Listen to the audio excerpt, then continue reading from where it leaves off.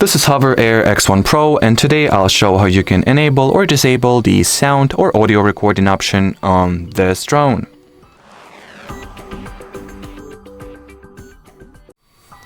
So to start, launch the proprietary HOVERAir X1 application. Of course, make sure that your drone is properly connected to it, and select the Hover tab or Hover section at the bottom. From here, open Hover Settings. Scroll these preferences down and look for the sound recording option toggle. Now, by switching it on and providing the HOVERAir X1 app with audio recording permission, you will obviously enable this feature. Just keep in mind that this sound recording will go from not the drone but from the device you pilot it from. So yep, that's something that is worth mentioning.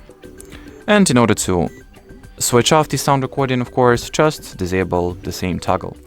As simple as that. So should you have any further questions, leave them in the comment section below. But as for now, thanks for watching and bye bye.